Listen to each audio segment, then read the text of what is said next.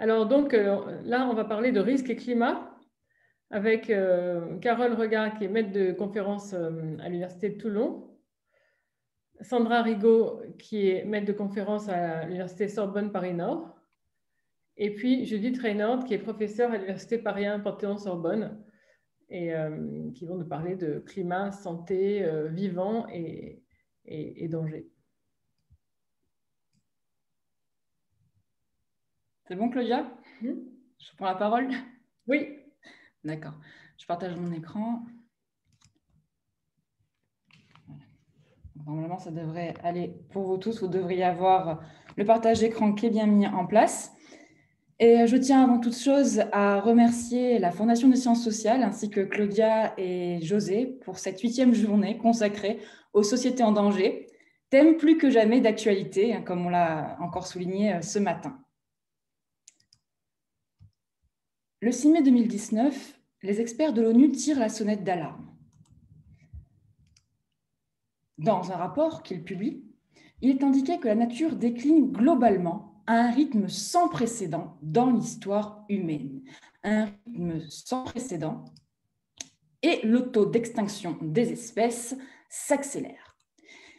Dans le rapport, ils constatent en plus, ils précisent que les preuves sont accablantes. Mais ils ajoutent: il n'est pas trop tard pour agir, mais seulement si nous commençons à le faire maintenant. Et pour cela, il faut des changements transformateurs. Le rapport de l'ONU, certes, visait explicitement les domaines de l'économie, du social, de la politique et de la technologie. Mais à bien des égards, le droit pourrait se révéler le meilleur vecteur d'un nouveau rapport au monde en amendant le regard porté sur le vivant et principalement sur les animaux. Notre droit s'articule traditionnellement sur la distinction entre les personnes et les choses. C'est ce qu'on appelle la summa divisio. Vous avez d'un côté les personnes, c'est-à-dire ceux qui sont titulaires de droits, et de l'autre, vous avez les choses. C'est un point souvent ignoré, mais pour avoir des droits, vous devez être nécessairement une personne. Une chose n'a pas, à proprement parler, de droit. Nous avons actuellement dans notre droit des personnes physiques, humaines, vous, moi, et aussi des personnes morales, État, entreprises, associations, etc. Le terme de personne n'est que le masque qui permet d'entrer dans le grand théâtre du droit. Globalement, dans la plupart des États, les animaux restent généralement soumis, avec certaines réserves, au régime des biens, au régime des choses. On le voit, cette manière de les appréhender juridiquement est un échec, puisque la 6e extinction massive a déjà débuté. Alors, le changement transformateur ne réside-t-il pas dans l'idée d'attribuer une personnalité juridique à l'animal? Sans bouleverser les fondements traditionnels du droit, les animaux basculeraient dans la catégorie des personnes et bénéficieraient d'un régime juridique spécifique. Cette nouvelle considération des animaux par le droit pourrait avoir des répercussions sur la nature. La personnalité juridique attribuée à l'animal est en tout cas une perspective possible, ce que nous démontrerons en répondant à 2 questions. Pourquoi et comment? Première question, pourquoi? 4 arguments se conjuguent ici. Premier argument, l'anthropologie juridique, l'anthropologie du droit, l'argument d'anthropologie juridique. Les relations qui ont pu se nouer dans les sociétés occidentales entre l'humain et les animaux ne ressemblent pas forcément à celles qui prévalent dans les sociétés traditionnelles. S'il fallait résumer à grands traits, je dirais que dans les sociétés occidentales, l'animal est considéré comme un être inférieur à l'humain et en conséquence, il se trouve soit exploité, soit protégé, soit choyé par l'humain. Deux faces d'une même pièce, même si ça peut paraître paradoxal. Dans les sociétés traditionnelles, en revanche, l'animal peut être considéré comme un égal, voire un supérieur dans les cas de déité, ce qui a pour effet qu'on constate des relations davantage mesurées entre l'homme et les animaux, et plus largement la nature. Les peuples autochtones nous offrent ainsi des exemples d'une relation au monde différente de la nôtre, avec peut-être une conscience plus accentuée de l'intégration de l'humain dans son environnement. Pourquoi j'évoque les peuples autochtones? Parce que le rapport de l'ONU appelle à s'inspirer de ce qu'ils peuvent faire. Je ne dis pas que nos sociétés doivent se calquer, ce qui n'aurait pas de sens, mais que les sociétés traditionnelles nous invitent à repenser notre rapport au monde. On peut réfléchir sur de nouveaux paradigmes et la personnalité juridique de l'animal pourrait y contribuer. Deuxième argument, l'argument historique. Les procès faits aux animaux au Moyen-Âge et sous l'Ancien Régime prouvent qu'une forme de personnalité juridique de l'animal a pu exister. De même, des juristes se sont ouvertement prononcés en faveur de la personnalité juridique de l'animal au début du XXe siècle. Je pense à Engelhardt, pour qui il est illogique, irrationnel, antiscientifique de ranger les animaux parmi les choses. Et par conséquent, nous dit-il, il faut leur attribuer une parcelle de la personnalité juridique. Je pense à Edmond Picard, pour qui rien ne fait sérieusement obstacle à une organisation juridique où l'animal serait directement traité en sujet de certains droits. Je pense aussi à De Moog, je pense à Géraud, à Lépine, à Giberne ou encore à Garneau. Argument anthropologique, argument historique, troisième argument, l'argument de droit positif. Une dynamique internationale, en effet, est peut-être à l'œuvre. En 2013, en Inde, les dauphins sont reconnus comme des personnes non humaines. En 2014, en Argentine, une femelle orang-outan, Sandra, s'est vue reconnaître la qualité de personne non humaine. Puis, ce fut le tour de la femelle chimpanzé Cecilia, en 2016, déclarée sujet de droit non humain. En 2017, en Colombie, la Cour déclare que tous les animaux doivent être considérés comme des sujets de droit. Plus récemment encore, en Inde, la Haute Cour de l'Uttarakhand en 2018 et la Haute Cour du Pendjab et de l'Haryana en 2019 posent en des termes identiques que tout le règne animal, y compris les oiseaux et les animaux aquatiques, tout le règne animal doit être considéré comme des personnes juridiques avec les droits, devoirs et responsabilités d'une personne vivante. Tous les citoyens de l'État sont les parents ou les tuteurs des animaux et en tant que tels responsables. Tous les animaux, c'est peut-être trop, on y reviendra dessus tout à l'heure. Enfin, quatrième argument en faveur d'une personnalité juridique attribuée à l'animal, c'est l'argument scientifique, l'argument tiré des autres sciences. Le droit des animaux doit communiquer, doit dialoguer, doit échanger avec les autres sciences. Parlons de la phylogénétique. La phylogénétique, c'est la science qui classe le vivant. Jusque-là, on avait une représentation pyramidale du vivant, avec les humains au sommet.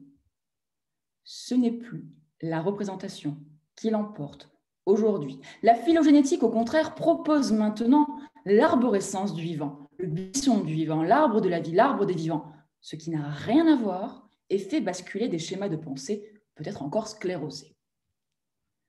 Ce qu'il faut comprendre, c'est que l'homme est sur une branche parmi les autres. Il n'y a donc plus de prétendue hiérarchie. L'homme s'inscrit dans une communauté, dans une continuité, dans un continuum des vivants. Ce qui implique nécessairement, à minima, de repenser la place de l'humain par rapport aux autres. D'autant que chaque jour, les découvertes se multiplient, notamment du côté de l'éthologie et des neurosciences, qui permettent une appréhension, voire une compréhension nouvelle des animaux.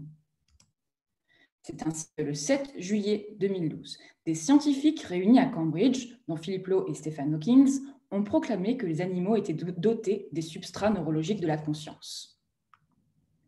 Les animaux sont donc des êtres sensibles, intelligents, conscients.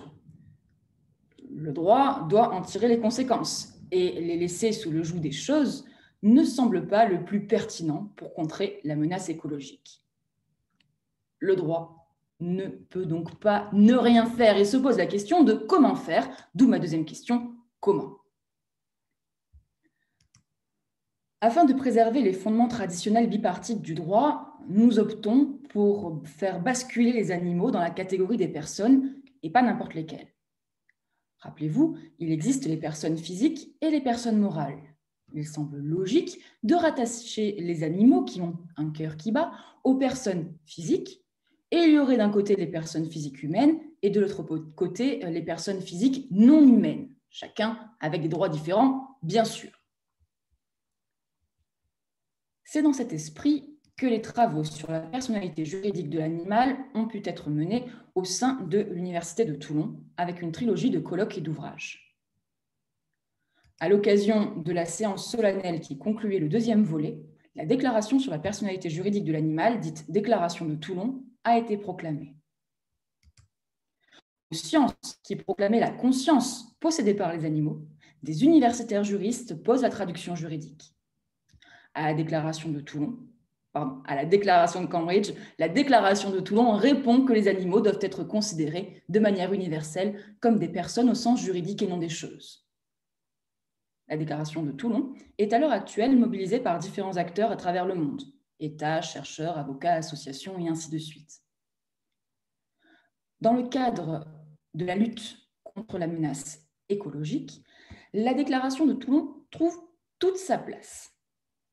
Elle affirme ainsi, dans son 11e alinéa, que les réflexions concernant la biodiversité et l'avenir de la planète doivent intégrer les personnes physiques non humaines. La déclaration de Toulon établit un principe fort, mais elle n'en est pas moins d'application souple. Dans une optique pragmatique, les animaux susceptibles de bénéficier de la personnalité juridique n'ont pas été précisés. En effet, il incombe à chaque système juridique de faire son choix. Par exemple, le Code de l'environnement des îles Loyauté. Les îles Loyauté qui, je le rappelle, se trouvent en Nouvelle-Calédonie, suggère de reconnaître une personnalité juridique à certains animaux de la nature. De reconnaître une personnalité juridique à certains éléments de la nature. Et actuellement, il se dirige plutôt vers une personnalité juridique attribuée à la tortue et au requin. Et chacun son choix, hein, c'est ce que j'essaie de vous expliquer. Toujours est-il que le droit doit changer son regard sur le vivant. Plusieurs possibilités. Soit l'anthropocentrisme, c'est-à-dire un droit centré sur l'homme, mais à mon sens, il commence à s'étioler. Soit le zoocentrisme, c'est-à-dire les animaux, mais dans ce cas, sur quels critères se fonder? À quel moment scier les branches de l'arborescence des vivants pour qu'elles tombent dans le champ du droit? Est-ce que c'est la souffrance, voire la sensibilité, qui serait le critère? Une forme de pathocentrisme? Est-ce que ce serait plutôt l'intelligence, le cognitocentrisme, ou d'autres critères? Et enfin, autre possibilité de se positionner pour le droit, c'est de mettre en place un biocentrisme qui est peut-être en cours. Certains pays vont en effet plus loin que la personnalité juridique de l'animal et ils accordent des droits à la nature. Deux cas de figure. Soit on isole des éléments, certaines rivières, certains parcs, certains volcans. Alors, je pense ici à la Nouvelle-Zélande, en Australie, en Colombie, en Inde. Deux exemples précis qui vont parler à chacun d'entre vous. En 2017, par exemple, le Gange a été reconnu pendant un temps comme une entité vivante avec des droits fondamentaux. En 2018, en Colombie, l'Amazonie est désignée comme un véritable sujet de droit. Soit, deuxième cas de figure, on considère la nature dans son ensemble. C'est le cas, par exemple, en Équateur, qui célèbre dans sa constitution la terre-mère, en accordant des droits constitutionnels à la nature. C'est aussi le cas en Bolivie où la nature bénéficie de droits fondamentaux. L'Inde aussi, au niveau jurisprudentiel cette fois, puisque la Cour a évoqué toutes les rivières, tous les ruisseaux, les lacs, les sources et les cascades, ainsi que l'air, les prairies, les vallées, les jungles et les forêts. Pourquoi une protection si large? Alors, quand on examine la motivation des cours indiennes, la protection et les droits sont ici accordés par le critère du vivant. Ce vivant, on le retrouve irriguant certains textes juridiques. Alors, une illustration, ou deux si le temps me le permet. Première illustration, c'est l'article 86 bis 1 de la loi de la protection de la terre de la Cité de Mexico qui dispose que la terre est un système vivant, dynamique, formé par l'invisible communauté de toutes les formes de vie et de tous les êtres vivants qui sont interconnectés, interdépendants, complémentaires et qui partagent un destin commun. Allez, deuxième illustration, la Déclaration universelle des droits de la Terre-Mère qui précise que la Terre-Mère est un être vivant, une communauté unique, indivisible et autorégulée, d'être intimement liés entre eux, qui nourrit, contient et renouvelle tous les êtres. L'idée forte, c'est celle de la communauté des vivants, en somme, qui fait son chemin depuis des millénaires, et on pourrait ici en revenir à l'argument historique. Pour conclure, de nouveaux rapports avec les animaux et le monde sont à penser et à traduire en termes de mécanismes juridiques. À notre sens, mais cela sera développé plus amplement dans les travaux que je dirige avec mon collègue Cédric Riot, ce sont d'ailleurs les animaux sauvages qui font particulièrement bien le lien avec la nature et on se dirige vers un droit du vivant et non plus un droit sur le vivant. En tout état de cause, par principe, dans le cadre du droit commun, la personnalité juridique de l'animal pourrait être un de ces changements transformateurs appelés de ses voeux par l'ONU qui pourrait contrecarrer la 6e extinction massive qui a déjà commencé. Je terminerai sur le dernier alinéa de la déclaration de Toulon, qu'aux yeux du droit, la situation juridique de l'animal changera par son exaucement au rang de sujet de droit. Je vous remercie pour votre attention. Merci beaucoup. Je passe la parole à Sandra Rigaud.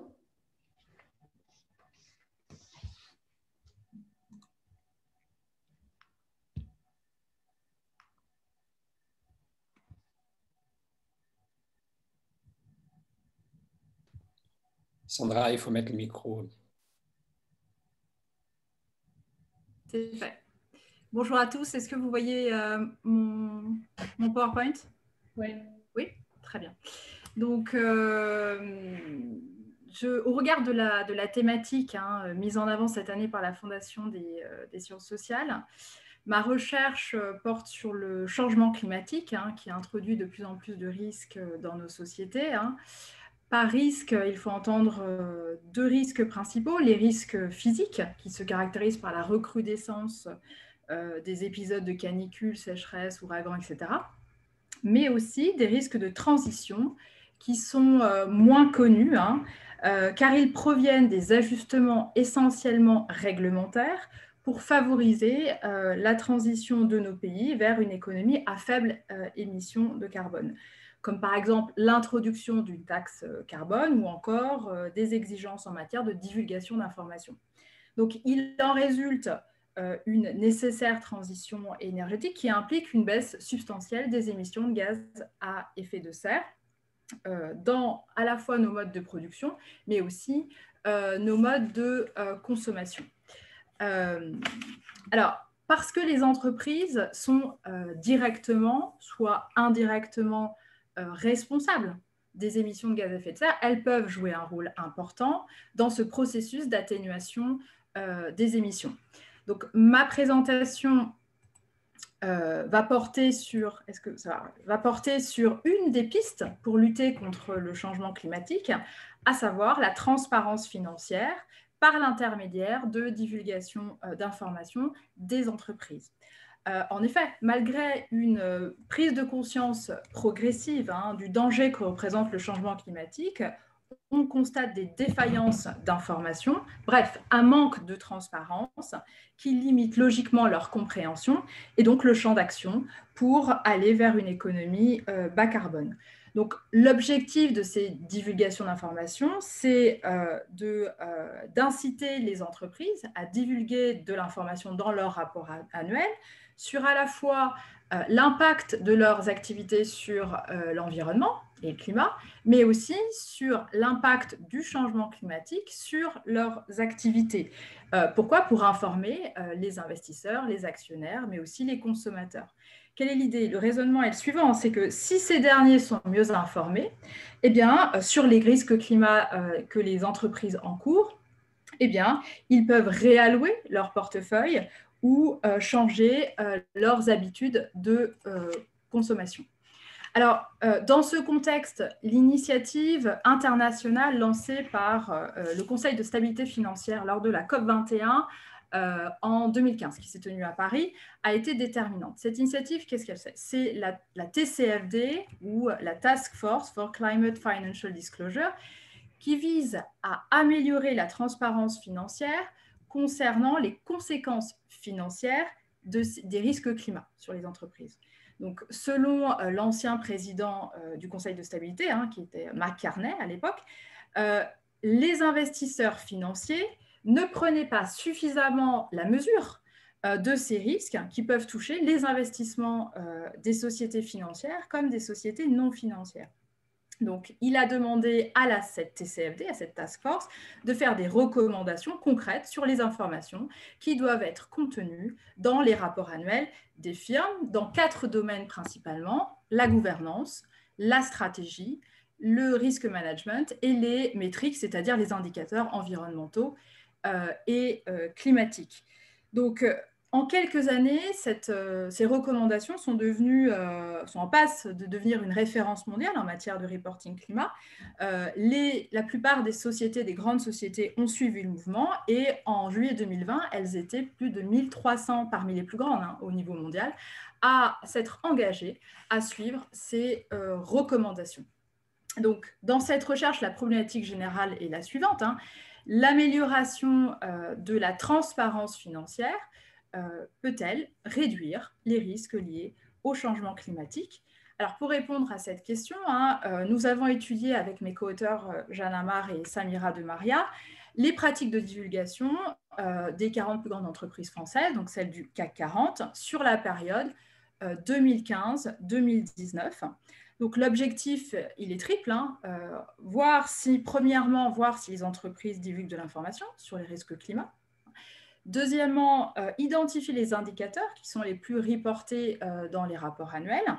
Et enfin, voir si les entreprises qui divulguent le plus d'informations climatiques ont une bonne performance climatique, s'il s'agit de voir là l'adéquation entre le discours et les actes. Donc, avant de voir avec vous l'évolution de ce niveau de divulgation, je vais juste rappeler quelques éléments sur notre échantillon. Donc, les sociétés du CAC 40, donc c'est évidemment 40 sociétés qui sont réparties dans différents secteurs. Alors, la TCFD considère 2 secteurs, les entreprises du secteur à fort enjeu environnemental et celles à faible enjeu environnemental. Donc, parmi les entreprises qui sont dans les secteurs à fort enjeu, vous avez le secteur énergétique, la finance, l'agroalimentaire, la construction et le transfert. Tous les autres secteurs, les entreprises, sont considérés comme dans des secteurs à faible enjeu environnemental. Donc, pour avoir une idée, les entreprises issues du secteur à fort enjeu représentent à peu près les 2 tiers, d'accord, de l'échantillon. Alors, pour évaluer le niveau, la quantité d'informations divulguées, eh bien, on a construit une base de données quantitative et qualitative. Quantitative, pourquoi? Parce qu'elle contient en fait des scores qui indiquent la présence, on a mis 1, ou l'absence 0, des informations qui sont requises par la TCFD. Donc, on obtient un indice par entreprise, par sous-domaine, et on en a fait un pourcentage. Et puis, c'est une base de données aussi qualitative, parce qu'à chaque fois qu'on a codé, on a copié-collé les éléments textuels qui justifient ce codage. D'accord? Ça nous permet d'identifier les indicateurs qui se trouvent vraiment dans les rapports annuels. Donc, les slides qui suivent, vont vous montrer l'évolution de ce niveau de transparence des sociétés cotées entre 2015 et 2019. Alors, on observe donc une tendance, donc là vous avez l'indice, c'est en pourcentage, vous avez les premiers histogrammes sont sur l'ensemble des secteurs et ensuite par secteur. Donc on observe en fait une tendance haussière, c'est-à-dire que l'indice en 2015 il était à 37%. En 2016, 48%, en 2017, 60%, en 65%. Donc, on observe une tendance haussière, à peu près 40% sur toute la période, mais on observe surtout des disparités sectorielles, c'est-à-dire que les secteurs qui divulguent le plus, les entreprises qui divulguent le plus sont celles qui sont issues du secteur à fort enjeu environnemental, à l'exception du secteur des transports, qui est à la traîne en matière de divulgation d'informations. Alors, si on regarde la répartition des entreprises par niveau d'indice, là on a fait sur 2018, eh bien, on observe également une dispersion. Donc là, les entreprises qui sont en haut sont plutôt celles qui ont un bon niveau de transparence, celles qui sont en bas, un faible niveau de transparence, et les cercles représentent les secteurs. Donc, les entreprises qui ont un niveau de transparence assez élevé et qu'on retrouve sur l'ensemble de l'échantillon sont plutôt Renault, Veolia, Schneider Electric, Saint-Gobain et Accor. Alors que celles qui ont un niveau faible, hein, sur l'ensemble encore de notre échantillon, c'est Technip, Vivendi, Airbus, Lafarge et Nokia. Ces faibles scores s'expliquent en grande partie par la réglementation environnementale du pays où sont domiciliées ces entreprises. Hein, quand ce n'est pas domicilié en France, généralement, le score est faible parce que les exigences sont beaucoup plus faibles. Alors ensuite, on a regardé le niveau de transparence par domaine, c'est-à-dire est-ce que les entreprises divulguent plus d'informations sur le climat dans la manière dont ils intègrent les risques climat dans la gouvernance, dans la stratégie. Et là, on s'aperçoit que les firmes divulguent plus d'informations de manière plus volontaire sur les métriques, c'est-à-dire les indicateurs environnementaux et climatiques, et sur le risque management. Et ça, avec un indice de 74%, ce qui est assez bon, et ça au détriment de la stratégie et de la gouvernance. Sur la stratégie et la gouvernance, bon, je ne l'ai pas mis, mais on est sur 50% à peu près. Donc, bien en deçà. Alors là encore, ces résultats peuvent s'expliquer par le fait qu'en France, hein, nous avons des lois depuis 2001 qui imposent des divulgations extra-financières aux entreprises. Hein. Donc, vous avez la loi NRE, la loi de Grenelle, et plus récemment, la loi sur la transition énergétique, où vous avez des exigences en matière de rapport de développement durable sur les indicateurs environnementaux, par exemple.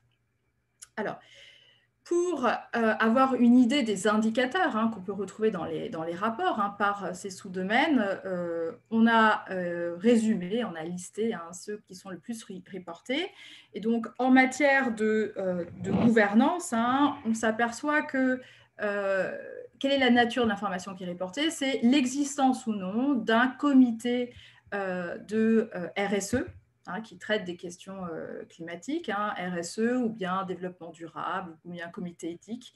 Ça, c'est assez bien reporté. C'est moins le cas sur le fait qu'il y ait des rémunérations variables qui dépendent de la performance extra-financière. En matière de stratégie, on s'aperçoit que les entreprises divulguent volontiers l'information sur la description de leurs risques, parce qu'ils peuvent être impactés par des risques physiques ou des risques de transition, beaucoup moins sur les opportunités.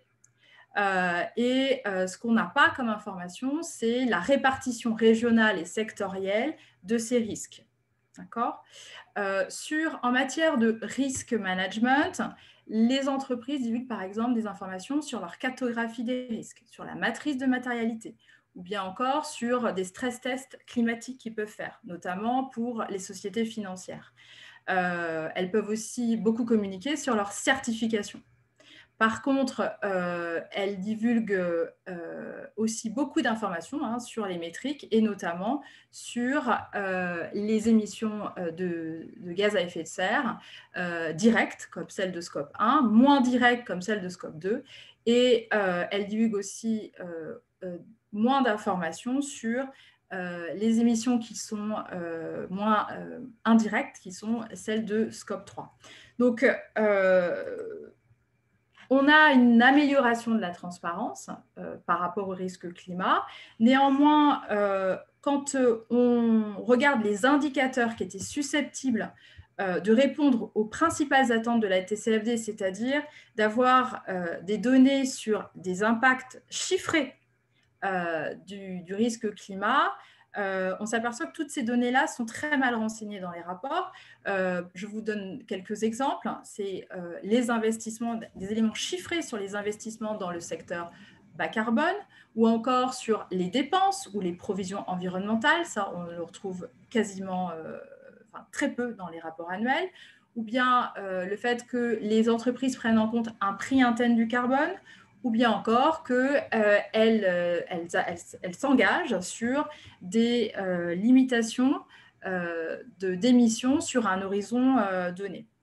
Alors là encore, on peut mettre un bémol, c'est en matière de gouvernance, c'est-à-dire, certes, elles ont un comité RSE ou un comité éthique ou un développement durable, mais souvent la question climatique est noyée dans ces comités et on ne sait pas quelle est l'importance qui est attribuée aux questions climatiques par rapport à des critères ESG. Alors, nous avons ensuite essayé, c'est le troisième point, de voir si comparer ce niveau de transparence à la performance climatique. Alors, pour cela, nous avons repris un indicateur de performance de l'organisation CDP, qui est une référence en tout cas, et qui nous donne un proxy de la performance climat pour les entreprises. Et CDP attribue des notes aux sociétés cotées ou à d'autres acteurs qui vont de A à E, d'accord, qu'on a transposé en pourcentage. Donc là, qu'est-ce qu'on observe? C'est le premier graphe, c'est qu'on a une augmentation de la performance climatique à partir de 2015, qui stagne à partir de 2017. Et il y a encore des disparités sectorielles, c'est-à-dire que là, on s'aperçoit que la finance, le transport et le secteur de la construction, un peu dans une moindre mesure, sont un peu à la traîne par rapport au secteur énergétique et au secteur agroalimentaire. Alors, dans les deux derniers schémas que je vous présente, on a essayé de coupler le niveau de transparence des entreprises, transparence climatique, avec la performance climatique des entreprises. Alors, ça, c'est un point. Ensuite, on a essayé de regarder ce couple sur deux périodes. La période 2015-2017, c'est-à-dire avant la TCFD, et la période 2018-2019, c'est-à-dire après la TCFD. Alors, qu'est-ce qu'on observe? Avant, je vais vous donner quelques éléments pour comprendre ce schéma. Donc, en abscisse, vous avez la performance climatique et en ordonnée, vous avez le niveau de transparence climatique. D'accord? Donc, en gros, toutes les entreprises qui se situent au-dessus de la ligne horizontale ont un niveau de transparence qui est supérieur à la moyenne de l'échantillon. Toutes les entreprises qui sont à droite de la ligne verticale ont une note attribuée par CDP qui est supérieure à B. D'accord? Et enfin, les entreprises qui sont en bleu sont les entreprises issues du secteur à fort enjeu environnemental et celles qui sont en bordeaux à faible enjeu environnemental. Qu'est-ce qu'on observe? Eh bien, on observe qu'il y a un effet quand même positif de la TCFD, c'est-à-dire qu'il y a un avant et un après.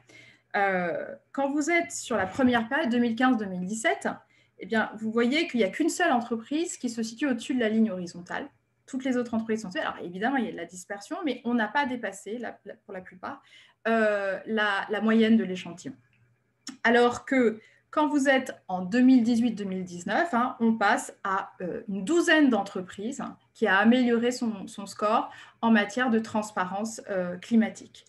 Si on regarde, je reviens sur 2015-2017, cette fois-ci, la performance climatique. Donc, on a à peu près une quinzaine d'entreprises qui a un bon score, c'est-à-dire un score supérieur ou égal à B, à droite du chapeau. Si on va sur la période 2018-2019, eh bien, ce chiffre double. On a une trentaine d'entreprises qui a amélioré sa performance climat après la TCFD. Donc, il y a un effet quand même positif de la TCFD, à la fois sur le plan, au niveau quantitatif, mais aussi qualitatif par rapport à... Alors, on a essayé d'affiner aussi, si on veut affiner un peu cette première analyse, en considérant les 4 cadrans, c'est-à-dire, vous voyez, en haut à gauche, en haut à droite, en bas à gauche, en bas à droite. Donc, si on est en haut à droite, ça veut dire que ce cadran doit regrouper toutes les entreprises qui ont une bonne performance climat et un bon niveau de transparence. Et là, il n'y en a pas. Donc, en 2015-2017, il n'y a aucune entreprise qui se trouve en haut à droite. Par contre, quand vous êtes en 2018-2019, eh bien, vous en avez 12, parmi lesquelles un certain nombre d'entreprises qui sont issues du secteur à fort enjeu environnemental. D'accord ? On peut faire la même chose sur le cadran qui se trouve en haut à gauche, c'est-à-dire les entreprises qui ont un bon niveau de transparence, mais une performance climatique qui est faible. Il n'y en a qu'une seule, c'est Solvay.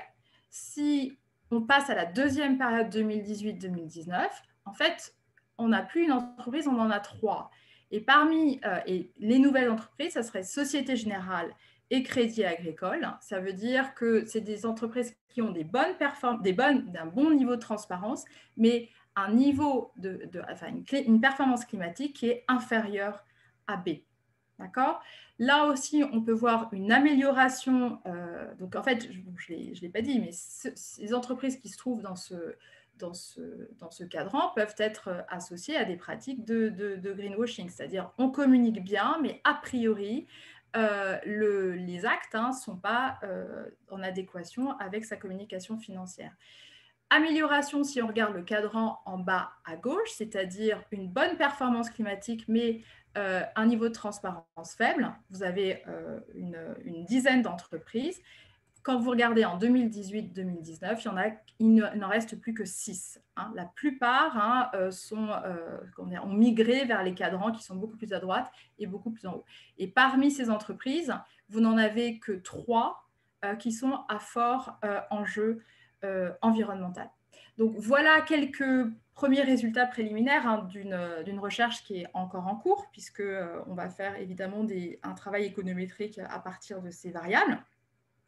Et l'objectif à moyen terme, c'est aussi de faire le même travail sur un échantillon mondial. Voilà, je vous remercie. Merci beaucoup. Donc, il nous reste à écouter Judith Raynor. Merci, vous m'entendez? Oui.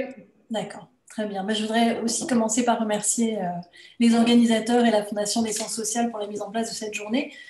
Remercier aussi les chercheurs et chercheuses qui m'ont précédé ce matin et en début d'après-midi en présentant leurs recherches, avec qui j'aurais souhaité évidemment que les échanges puissent prendre toute l'ampleur initialement prévue au cours de cette année, alors que je pense que nous n'avons fait malheureusement qu'effleurer les possibilités de croisement qui nous étaient offertes. Et puis, je voudrais aussi remercier les auditeurs et auditrices qui sont encore derrière leur écran après cette longue journée de présentations successives. Et je vais tâcher de ne pas les faire lâcher avant la fin et de maintenir leur attention pendant les quelques minutes qui me sont imparties. Alors, je vais pour ma part vous parler de poison.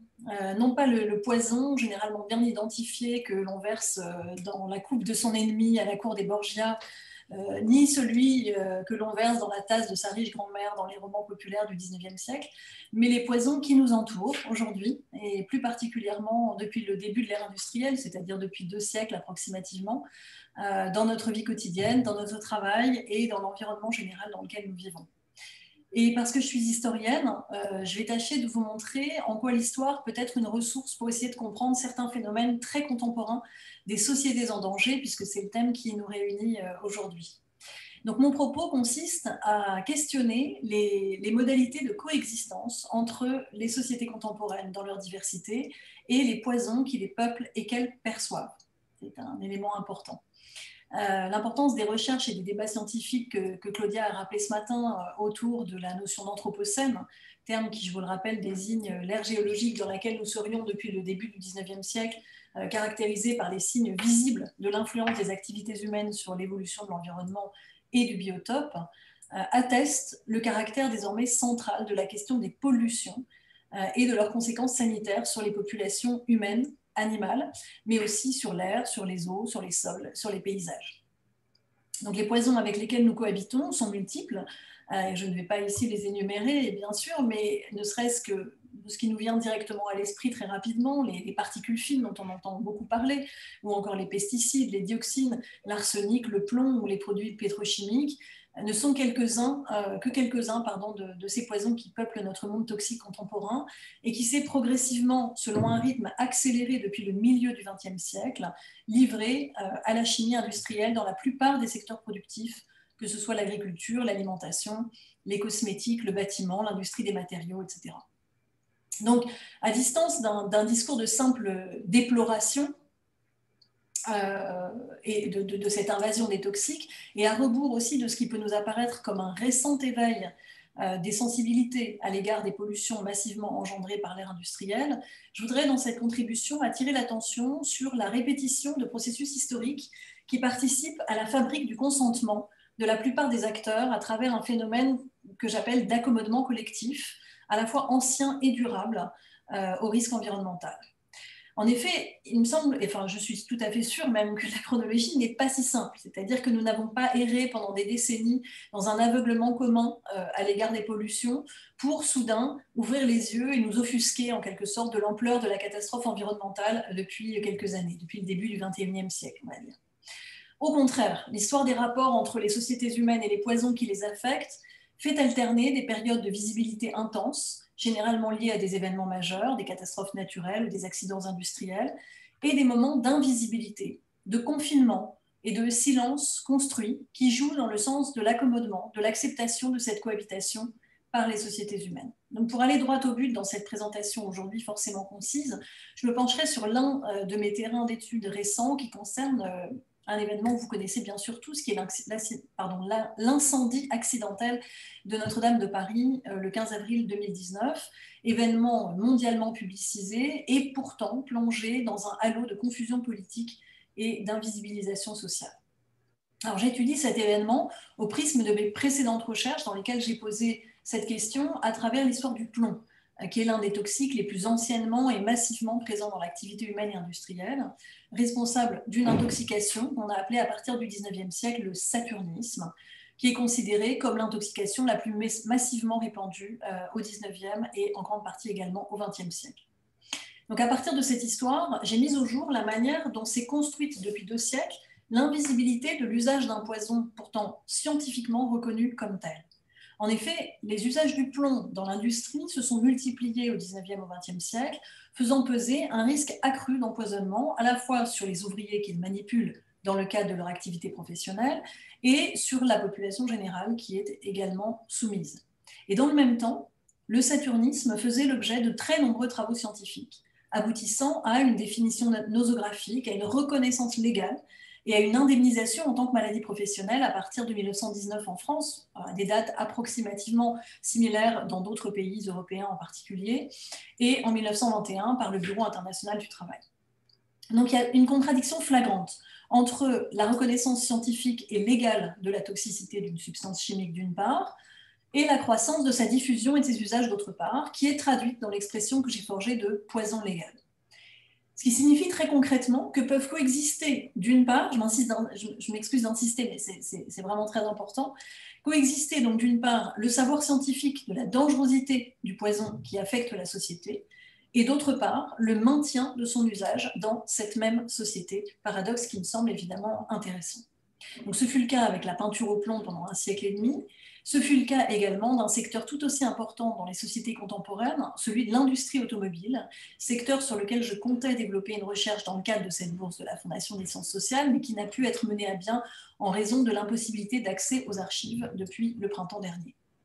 L'automobile est un secteur emblématique, s'il en est, de la modernité sociale au XXe siècle, et il est devenu, après la Première Guerre mondiale, l'un des principaux secteurs de prévalence du saturnisme professionnel en France et dans le monde, à la fois dans la fabrication des automobiles, la peinture des carrosseries, la fabrication des batteries de voitures, mais également pour la population générale, puisque l'addition de plomb tétraéthyle comme antidétonant dans le carburant automobile à partir des années 1920, finalement interdite en Europe en 2000, a étendu l'empoisonnement à la population générale, contribuant à la pollution atmosphérique globale par le plomb. Vous allez voir le lien, évidemment, que tout cela, qui est une partie un peu tronquée de ma recherche et que je ne peux pas présenter aujourd'hui, a des liens avec Notre-Dame.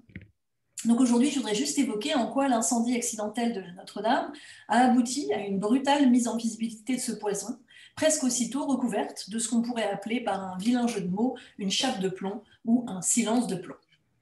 Alors en effet, on pourrait dire qu'à toute chose, malheur est bon. C'est-à-dire que le dramatique incendie de Notre-Dame a brutalement mis au jour ce poison, jusqu'alors presque invisible dans l'espace public parisien et au-delà bien sûr.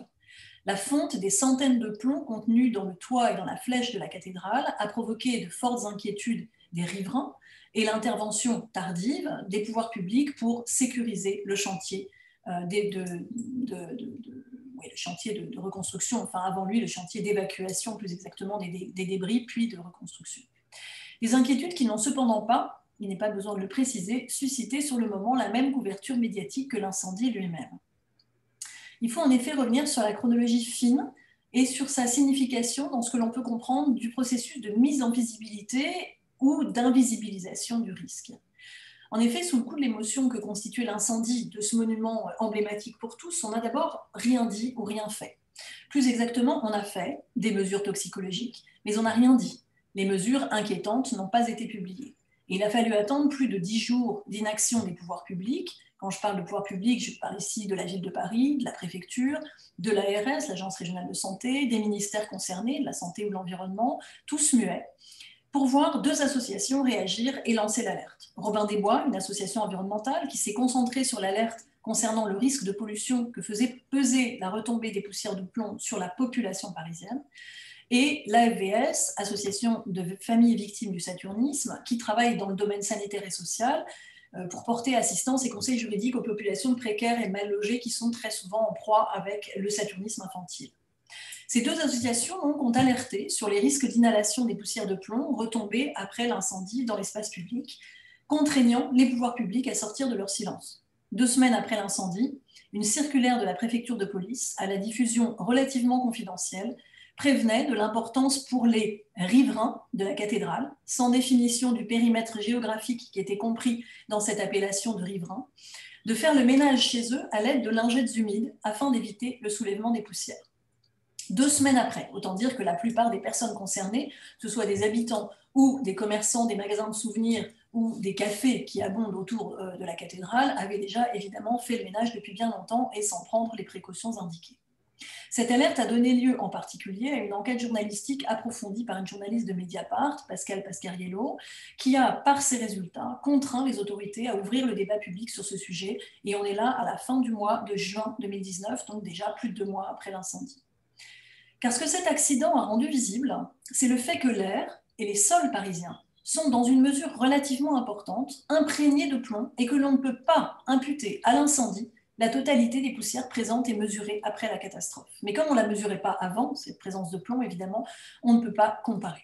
Et donc apparue la notion de bruit de fond, c'est-à-dire d'une dose de poison existant en situation ordinaire, hors de l'accident, et qui a pu s'avérer toxique pour une partie de la population. D'où évidemment la naissance de nouvelles inquiétudes du public. L'incendie de Notre-Dame aurait servi en quelque sorte de révélateur d'une situation toxicologique qui met en danger la population parisienne, qui était largement ignorante du danger qu'elle encourait. Alors après ces révélations, en effet, des mobilisations locales sont apparues au sujet de l'exposition des populations au plomb, en particulier des enfants dans les crèches et les écoles parisiennes, mêlant ce fameux bruit de fond de plomb saturnin et l'accident lui-même. Des mobilisations qui ont fait apparaître de nouveaux acteurs dans la lutte contre l'empoisonnement environnemental au plomb, notamment des habitants et parents d'élèves de Paris-Centre, des acteurs bien souvent en mesure de mobiliser des ressources, qu'elles soient sociales, économiques, légales, davantage que les classiques victimes des empoisonnements au plomb, qui sont plutôt des populations marginales et précaires, souvent ignorantes du risque, de la langue et du droit. Une plainte a d'ailleurs été déposée contre X, visant en fait le ministère de la Culture en tant que propriétaire de l'édifice et les autorités municipales et préfectorales parisiennes, plainte pour mise en danger de la vie d'autrui et non-assistance à personne en danger. D'où une mobilisation beaucoup plus nette, évidemment, de la part des pouvoirs publics, en particulier autour de la question des écoles, avec le feuilleton et le balai des fermetures, nettoyage, avec la question cruciale, comment se débarrasser du plomb dans les écoles, et aussi la succession des réunions publiques organisées par la mairie de Paris, destinées à rassurer les habitants qui découvraient bien souvent l'existence même de ce toxique dans l'air de la capitale. Ce que je voudrais dire enfin, c'est que contrastant avec ces mobilisations sociales et la réaction des pouvoirs publics, modeste mais réelle, un pudique voile d'invisibilité s'est abattu sur le risque sanitaire, pourtant beaucoup plus important, encouru par ceux qui ont travaillé et travaillent encore autour du drame. Les pompiers d'abord, qui ont inhalé des quantités considérables de vapeur de plomb pendant la nuit de l'incendie et qui attendent toujours les résultats des examens de plombémie qu'ils ont subis. Ils en ont eu un premier résultat et ils n'ont jamais eu les résultats des seconds examens qui avaient été effectués. Les ouvriers ensuite, qui travaillent depuis 18 mois maintenant au déblayage du chantier et à la reconstruction de l'édifice. Au cours de l'été 2019, l'interruption autoritaire du chantier par l'inspection du travail en raison du non-respect des mesures de sécurité légales dans les chantiers qui manipulent du plomb aurait pu alerter, mais n'a fait qu'agacer les tenants d'une reconstruction rapide, que ce soit les autorités religieuses, politiques ou patrimoniales. Alors, j'ai malheureusement pas le temps d'entrer davantage dans les détails, mais ce sur quoi je voudrais insister ici, c'est qu'une fois de plus, se rejoue à cette occasion la césure historique entre la population générale d'une part et le monde du travail d'autre part, entre le risque perçu et le risque invisibilisé, et entre différentes arènes dont les ressources de mobilisation sont inégales et qui font l'objet de prises en charge politiques et de mobilisations sociales diverses, et le plus souvent disjointes ou segmentées par des acteurs distincts. Plutôt que de considérer ces pollutions comme un tout, on a disjoint le risque des maladies professionnelles et celui des pathologies environnementales, alors même qu'ils sont issus de la même source, mais qu'ils portent sur des populations dont le périmètre est diversement défini. Il y a là une segmentation institutionnelle et politique des domaines respectifs de la santé au travail d'une part et de la santé publique, en l'occurrence environnementale, qui m'apparaît comme l'une des causes majeures de la faiblesse, voire de l'inexistence des interventions publiques et de la faiblesse patente des mobilisations sociopolitiques en matière de santé des professionnels, alors même que des savoirs scientifiques sont parfaitement disponibles pour étayer la dangerosité des fumées. Ce qui est fascinant pour l'historienne que je suis, c'est que ces toxiques sont une arme à double détente chronologique. Le plomb présent dans le toit et la flèche de Notre-Dame, qui ne datait pas, je le rappelle, de la construction de Notre-Dame, mais de la rénovation par Viollet-le-Duc au milieu du XIXe siècle, a d'abord été un poison pour ceux qui l'ont utilisé dans la construction, dans l'architecture, puis 150 ans plus tard, 170 ans plus tard, pour les pompiers et les riverains de la cathédrale lors de l'incendie, puis pour ceux aujourd'hui qui travaillent sur le chantier dans l'accumulation des poussières de plomb et des débris du toit. Dans tous les cas et à toutes les périodes, le discours hygiéniste, réinvesti par les pouvoirs publics, a favorisé les comportements individuels et privés pour préserver les populations des intoxications. De même que la doxa hygiéniste, depuis le XIXe siècle, insiste sur l'importance des précautions que les ouvriers doivent prendre dans la manipulation des toxiques afin d'éviter d'être empoisonnés, sous-entendant qu'un ouvrier malade le serait non pas par l'usage d'un produit toxique, mais par la faute de sa propre négligence à manipuler le poison.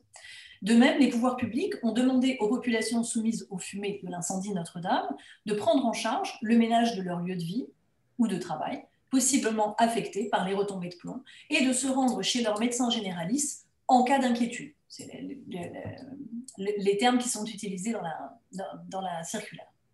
Dans un cas comme dans l'autre, la responsabilité de l'empoisonnement incomberait non pas à ceux, industriels ou pouvoirs publics, ou architectes du passé, qui soumettent les populations au risque, mais bien aux populations elles-mêmes qui prendraient des précautions insuffisantes pour s'en prémunir. C'est-à-dire qu'il y a une individualisation de la protection contre le danger, qui est un instrument séculaire, répétitif, historique de gestion des toxiques par le risque. Je conclurai sur l'avenir. Le choix annoncé à l'été 2020 de reconstruire la cathédrale à l'identique, j'y insiste, y compris en termes de matériaux utilisés, consiste, à n'en pas douter, une décision de gouvernement par le risque, en toute connaissance de cause, là encore. L'histoire va ainsi bégayer le déni de Viollet-le-Duc. En 1848, celui-ci s'est publiquement prononcé contre l'usage de la peinture au plomb sur ses chantiers architecturaux, en raison de sa dangerosité pour ceux qui la fabriquaient et l'employaient, donnant sa faveur à l'utilisation d'un substitut réputé inoffensif pour la santé humaine et témoignant donc ainsi, dès 1848, de son imprégnation par les savoirs médicaux et scientifiques de son époque. Cette prise de position n'est pas contradictoire alors, exactement à la même période, avec l'usage massif du même matériau dangereux pour la restauration de la cathédrale parisienne au milieu du XIXe siècle. Toit, crête de faîtage, agrafes de scellement, flèches et gargouilles contiennent à eux seuls, quelques 400 tonnes du métal incriminé, en partie neuf et en partie recyclé de chantiers anciens. En 2020, le risque sanitaire est mieux connu encore et met en danger tant les ouvriers et artisans qui auront à manipuler le plomb pour la reconstruction de l'édifice que la population générale. Parce que bien sûr, si l'hypothèse d'un nouvel incendie de la toiture paraît relativement improbable, quoique, le ruissellement habituel des eaux de pluie sur les toits et sur les structures décoratives entraîne l'évacuation permanente de particules de plomb dans les espaces environnants et, in fine, dans la Seine, qui contribue évidemment de ce fait à la pollution générale en métaux lourds du fleuve parisien. Donc, dangers professionnels et environnemental sont, par cette décision, balayés au bénéfice d'un prétendu respect du geste architectural initial, qui, de plus, j'insiste, n'a rien d'initial puisqu'il est celui de la restauration du XIXe siècle, dans un déni des savoirs scientifiques et techniques accumulés qui s'accommodent parfaitement de la gestion des pollutions par le maintien du risque. Je vous remercie. Merci beaucoup. Enfin, pas pour ces bonnes nouvelles, mais pour la communication. Sujet qui voulait ça. Ouais. Société en danger, c'est rarement des bonnes nouvelles. Oui, là, on n'est pas dessus. Ah, pardon, j'enlève ça. Je trouve c'est très intéressant cette session qui montre qu'en fait, pour se protéger contre le danger de destruction de la santé ou de la nature, des hommes ou des animaux d'ailleurs, il faut vraiment une articulation entre l'action de l'État et puis celle des groupes privés, des groupes de population ou des groupes d'intérêt dans ce cas-là. Et au-delà de ça, j'avais quelques questions avant de passer la parole à d'autres. En fait, moi, j'ai vraiment du mal à poser des questions à des juristes parce que je suis complètement extérieure à ce domaine, mais juste en écoutant la grammaire, quand on dit que les animaux vont être des sujets du droit. Mais en fait, sujet, dans une phrase, c'est celui qui fait l'action. C'est difficile. Les animaux ne pourront pas être le sujet au sens où ils vont eux-mêmes s'emparer de leurs droits et les faire valoir. Quelqu'un d'autre va devoir les faire valoir. Et donc, dans ce cas, j'imagine que ça change quelque chose de leur donner une personnalité juridique non humaine, bien sûr. J'imagine que si vous faites tout ça, c'est que ça aura effectivement un impact, mais en même temps, voilà, est-ce qu'il n'y a pas une sorte de... C'est un peu étonnant, cette appellation de sujet du droit. Surtout peut-être sur personne hein, qu'on peut rebondir, la personnalité, la personne juridique. Alors comme je l'ai mentionné tout à l'heure, il existe des personnes morales, hein, les États, les associations, les sociétés, ça ne choque personne. Hein. Pourtant, comme disait Duguy, je vais reprendre sa phrase, c'est un théoricien du droit que j'aime beaucoup, qui dit à un moment donné, moi, je n'ai jamais mangé avec une personne morale. Vous n'avez jamais mangé avec l'État en tant que tel. Vous n'avez jamais mangé non plus en tant que tel avec la société. Un représentant de la société peut-être, mais avec la société, non. Vous vous souvenez de schéma que je vous ai montré, hein, personne physique et personne morale.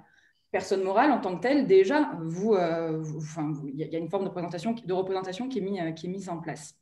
Alors, sur tout ce qui est mécanisme de représentation également, je citais des auteurs tout à l'heure, Garneau, Giberne, etc., qui, au début du XXe siècle, donc, étaient favorables à la représentation de l'animal, et eux, ils partaient davantage sur une représentation de type comme les mineurs, la tutelle. Donc, eux, ils partaient là-dessus. Cela dit, la question, Claudia, vous avez raison de la poser, de la représentation. Alors, ça renvoie plutôt à des développements qui ont été faits par d'autres membres de mon équipe. Hein. Je pense notamment à Cédric Rio, qui est maître de conférences spécialisé en droit privé et en sciences criminelles. On a aussi, dans le premier ouvrage publié chez LexisNexis, tout un chapitre qui a été réalisé par un de nos collègues sur la question de la représentation et du mécanisme de représentation. Toujours est-il, là où je voudrais revenir et rebondir et insister vraiment, c'est sur l'incohérence à l'heure actuelle de ce qui se passe. Par exemple, quand on parle de droit au bien-être animal, ce droit au bien-être, on en entend partout hein, de cette histoire-là. Oui, il faut plus de droit au bien-être animal, le droit au bien-être animal, etc. etc. Quand on est juriste, on le sait, pour avoir des droits, il faut être une personne juridique. Donc, bon, nous, on a plutôt tendance à dire qu'il faudrait rattacher à une personne, aux personnes physiques, c'est-à-dire vivantes. Donc, plutôt une personnalité non humaine par opposition aux humains, avec des droits différents, vraiment, j'insiste. Hein. Après, il y a d'autres écoles hein, qui estiment qu'il faut davantage les rattacher aux personnes morales. Mais bon, toujours est-il que si vous voulez donner des droits aux animaux, ou en tout cas certains d'entre eux, hein, parce qu'il ne faut pas non plus exagérer, ou en tout cas aller peut-être trop loin dans le processus, vous devez nécessairement passer par la personnalité juridique que nous estimons avec mon équipe qu'il faut qu'elle passe par le droit commun. Ça aussi, c'est une de nos spécialités. On estime que ça doit passer par le droit commun, donc une protection par principe qui passe par la personnalité juridique qui serait inscrite donc, dans notre code civil de préférence, qui est quand même celui qui historiquement est le marqueur de base. Merci. En fait, il y a Judith qui voudrait poser une question à deux intervenants. Donc, oui, mais s'il n'y a pas de question du public, parce que c'est peut-être plus... Ça va? Ok. Alors, très rapidement, merci beaucoup. J'avais une question pour chacune d'entre vous, en fait. D'abord, concernant Caroline, enfin, j'ai trouvé les deux interventions super intéressantes, mais je suis tombée complètement par hasard hier dans le Monde sur l'histoire de Happy, l'éléphant du zoo de New York. Je ne sais pas si vous avez vu ça. Et donc, je voulais savoir, donc, cet éléphant de 49 ans à qui on essaye de faire reconnaître la personnalité juridique, justement, pour considérer qu'en fait, il est détenu de manière illégale, en fait, contre son gré, dans ce zoo. Et je me posais la question du poids que représente, outre évidemment son aspect parfaitement symbolique et important, cette jurisprudence sur la reconnaissance de la personnalité juridique des animaux. C'est-à-dire, est-ce qu'il y a beaucoup de cas? Est-ce qu'il y a une évolution très forte dans ce sens-là? Ou est-ce qu'un certain nombre de chercheurs posent ce problème et parviennent à le pousser jusqu'à l'arène judiciaire, ou bien est-ce que ça reste très... Voilà. Et pour Sandra, j'avais une question par rapport au graphe que tu as montré, très intéressant. J'avais une question sur les critères par lesquels vous définissez dans votre recherche ce que c'est qu'une entreprise qui a, je vais essayer de retrouver les termes, un fort impact environnemental, et ce que c'est qu'une entreprise qui respecte, donc, qui a une transparence. Enfin, les deux critères que tu as utilisés, enfin, en gros, pour le dire, j'étais surprise de voir L'Oréal, par exemple, comme une entreprise qui n'avait a priori pas un très fort impact environnemental dans son activité, alors qu'il me semble que L'Oréal, c'est quand même beaucoup de la chimie, et que je me suis étonnée de ce critère.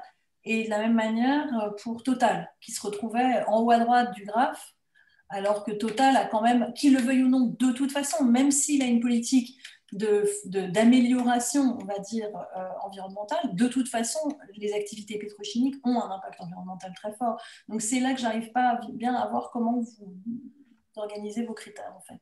Voilà. Mais c'est peut-être trop une question de cuisine, je ne sais pas. C'est toute la difficulté de cette recherche. En fait, Claudia m'a aussi posé des questions.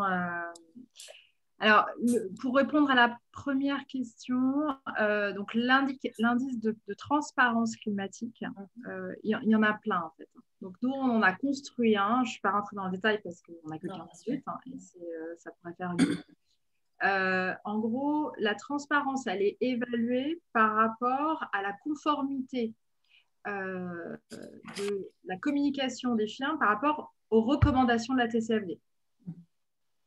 D'accord? Ça, c'est un choix. Généralement, ce qui se fait dans les travaux académiques, c'est par rapport, je ne sais pas, à un texte, à des exigences réglementaires. D'accord. Les exigences par rapport au Grenelle 2 ou voilà. Là, c'est vraiment la TCFD, les recommandations, parce que là, on a affaire à des exigences qui portent vraiment sur les exigences sur le risque climat. Et là, j'insiste bien là-dessus, ce n'est pas seulement l'impact environnemental de la firme, c'est aussi la prise en compte du risque climat, d'accord, par la firme. C'est inverse. Donc là, il y a les deux, en fait. Dans la TCFD, vous avez les deux, alors que dans la plupart des rapports de développement durable, qu'on impose en fait depuis les lois de Grenelle, c'est l'impact environnemental. Là, l'avantage de la TCFD, c'est aussi de dire, attention, vous allez être impacté par le risque climat et comment vous faites pour le prendre en compte. Qu'est-ce que vous faites pour le prendre en compte dans votre stratégie, dans la gouvernance, etc. Donc, il y a les deux dimensions et c'est pour ça qu'on a créé cet indice parce que les autres n'étaient pas très bons pour répondre à ça. Alors, ça, c'est le premier élément. Deuxième élément, évidemment, là, tu touches du doigt ce qui me pose évidemment problème, c'est sur la performance climatique. Donc là, contrairement aux indicateurs de transparence, il n'y en a quasiment pas. Donc là, on a utilisé celui de CDP qui est, parce que CDP, c'est un organe qui regroupe, en fait, qui envoie aussi des questionnaires à des entreprises et les entreprises répondent parce que c'est devenu le leader. Donc en gros, s'ils ne le font pas, il y a la discipline de marché. Et donc, c'est eux qui ont la plus grande base de données et c'est eux qui calculent un score de performance climatique. Mais c'est comme la plupart des indices de performance climatique, c'est une boîte noire. Okay. Et donc, on a évidemment, ils s'appuient sur des informations sur les réponses de leurs questionnaires qui sont très détaillées, qui sont très difficiles à remplir, et qui sont rigoureux, je pense, mais aussi plus des informations qu'ils vont récolter dans les rapports annuels par rapport à l'investissement et l'engagement des firmes dans la transition énergétique. Mais c'est vrai que là, tu as raison, quand on est Total, a priori, la marge de progression, elle est énorme, donc on part de très bas. Et donc là, ce qui est pris en compte, ce n'est pas le fait qu'on soit totalement, on arrive à un mix énergétique ou à des émissions nettes, mais c'est vraiment le fait que l'entreprise soit engagée dans un processus de s'engager dans des activités qui soient moins carbonées. Okay. Moins carbonées. Alors, évidemment, c'est perfectible. Donc, notre ambition, c'est évidemment de construire cet indice de performance climatique. Et pour ça, on est en train de récolter. Pour l'instant, on l'a fait avec le CDP. On peut le faire avec d'autres indices, mais qui sont moins reconnus sur le plan académique. Mais oui, à moyen terme, c'est ce qu'on aimerait faire. Parce qu'évidemment, ce n'est pas satisfaisant parce qu'on ne peut pas identifier clairement en fait, les éléments qui ont permis d'arriver à ce score. Voilà. Merci beaucoup. Merci. Je ne sais pas s'il y a d'autres questions. Il y avait une question pour Caroline. Ah bah oui. Déjà, moi aussi, Judith, je voulais te remercier ainsi que l'ensemble des intervenants pour la qualité de la journée et la richesse des interventions. Chaque fois qu'on s'est rencontrés, je tiens à le préciser ici, j'en profite, mais j'ai toujours été vraiment stupéfaite du niveau des échanges et de la profondeur des réflexions qui pouvaient émaner de chacune de nos réunions. Donc, pour répondre ensuite à ta question plus particulièrement, Judith, tu as raison de le souligner. Alors déjà, Happy, il faut se souvenir que c'est un éléphant et qu'il y a certaines associations, je pense au Non-Human Rights Project, qui est mené par l'avocat Stephen Wise aux États-Unis, qui veut donner la personnalité juridique alors, sur un élément plutôt d'intelligence, d'intelligence, alors plutôt aux éléphants, plutôt aux grands singes, etc. D'ailleurs, ça me fait penser, j'ouvre une parenthèse, que l'ONU considère qu'il existe une culture non humaine. Hein. Je prends le terme tel qu'il est indiqué dans leur texte, culture non humaine. Alors, toujours est-il qu'il existe plusieurs systèmes juridiques, plusieurs cultures judiciaires même différentes et juridictionnelles différentes, avec cette question de savoir, est-ce que, si on partait sur la personnalité juridique, est-ce qu'on passerait plutôt par la jurisprudence ou est-ce qu'on passerait plutôt par la loi? Alors ça, à mon avis, ça dépend pas mal de l'histoire de chacun de nos systèmes juridiques. Et en ce qui concerne Happy et le côté juridictionnel de la plupart des exemples qui ont pu être évoqués, ils partent de l'habeas corpus. Ce qui a été le cas par exemple avec l'ours chouchou que j'ai cité dans mon intervention, qui interdit, c'est l'interdiction d'être détenu sans jugement. Donc, il passe plutôt par cet élément-là. Alors, parfois, c'est OK, il faut dire la vérité, parfois ça marche, parfois ça ne marche pas. Mais au fond, ça signifie que le droit n'est qu'un outil. Le droit, contrairement à ce qu'on peut croire, ce n'est pas forcément un idéal. Le droit, c'est ce qu'on en fait. Le droit, c'est une technique, c'est une boîte à outils qu'on peut ouvrir et qu'on peut faire, auquel on peut faire faire finalement ce qu'on a envie de faire faire. Ce sont des choix de société, c'est ce qu'il y a derrière. Ce qui revient aussi à la question tout à l'heure de Claudia, est-ce que ça poserait des problèmes de représentation? Non, pas forcément des problèmes, des solutions de représentation. On en a, ne serait-ce que l'article 1154 du Code civil qui parle de représentation parfaite ou imparfaite, mais je ne rentrerai pas dans les détails. Alors, pour les jurisprudences citées, surtout donc, en Amérique latine et aussi dans le cas de l'Inde, mais il y a aussi de passages donc, par la loi, c'est là où je voulais en venir, ou en tout cas par le haut, c'est comme ça que je le dirais. Alors là aussi, on est en Amérique centrale, mais si on avait une proposition à faire pour le droit français, nous, on partirait plutôt de la loi. C'est-à-dire par rapport à notre système de droit, ça paraît plus logique. On partirait donc plutôt de la loi, donc un changement dans le Code civil, avec une protection vraiment par principe. Ce qui est sûr aussi, donc pour terminer sur cette réponse, c'est que les consciences commencent à évoluer. Les systèmes juridiques bougent aussi en conséquence. Cambridge l'avait fait à l'époque sur la conscience des animaux, c'est quelque chose qui était déjà plus ou moins acquis dans le monde scientifique, mais il fallait un moment pour l'acter, il fallait un moment pour avancer, pour marquer dans le marbre, c'est bon, c'est fait. Et la déclaration de Toulon, d'ailleurs, va aussi dans ce sens et répond à Cambridge. Philippe Lowe, qui en est le principal rédacteur, le reconnaissait d'ailleurs à ce sujet. C'est le cas de le dire à ce sujet. Voilà. D'accord. Merci. Mais en tout cas, modulo les petites imprécisions qu'on a dans la compréhension de la construction de l'indicateur de performance climatique, je trouve qu'on voyait que les points s'alignaient à peu près selon une diagonale croissante, donc c'était quand même une assez bonne nouvelle. Finalement, on a l'impression que cette obligation de communiquer, plus la conscience de l'importance du sujet, l'éveil de la conscience climatique de la population, semble fonctionner. Bon, après, il faut voir si les entreprises communiquent des informations qu'elles sont obligées de communiquer ou si elles choisissent de communiquer ce qui dresse un portrait favorable de leur activité, je ne sais pas. Mais bon, pour l'instant, on a l'impression d'un message plutôt favorable, plutôt encourageant, si je comprends bien. Sauf sur les sociétés financières, Claudia. Puisque même si c'est vrai que là, il y a un problème sur la moyenne, sur la première période, sur la deuxième, j'ai vérifié, c'est bon. Il y a 2 sociétés financières qui ont migré vers la gauche, qui n'est pas bon. C'est-à-dire que même si on peut avoir des doutes sur la manière dont la performance climatique a été calculée, ces entreprises, depuis la TCFD, enregistrent des mauvaises performances climatiques. Et donc là, il faut regarder. Donc là, c'est ce qu'on va faire. On va regarder en même temps, comme dit Judith, dans leur portefeuille. A priori, ce n'est pas les plus polluantes. Voilà, moi, c'est ça. Les plus polluantes, mais en fait, excuse-moi, Judith, mais en fait, la TCFD, l'autre avantage de la TCFD, c'est de considérer que le secteur financier fait partie du secteur à fort enjeu. Pourquoi? Parce qu'il joue un rôle double. Il peut financer la transition, parce qu'on sait qu'il y a des investissements très lourds, et que si le secteur financier ne finance pas ces investissements, eh bien, ça sera compliqué. Et aussi, il peut être impacté, ce secteur financier, parce qu'il a des portefeuilles d'actifs d'entreprises dont les actifs peuvent être dévalués si jamais, d'un jour à l'autre, on décide de mettre une taxe carbone. Donc, c'est pour ça que le secteur financier est absolument crucial dans cette transition énergétique. Et là, le fait que 2 grandes banques se retrouvent dans ce cadran en haut à gauche n'est pas une bonne nouvelle, alors que les autres sociétés font plutôt sur la bonne voie. C'est ça qui... Et donc là, il faut regarder, évidemment, puisque comme ça reste une boîte noire, il faut regarder... Non, sur le plan méthodologique, c'est absolument passionnant, en effet. De oui, parce qu'il y a tout à faire. Bon, mais s'il n'y a pas d'autres questions, je pense qu'il reste à vous remercier d'avoir participé à cette journée, de l'avoir rendue vraiment très intéressante. C'est un plaisir de faire semblant de coordonner toutes ces interventions.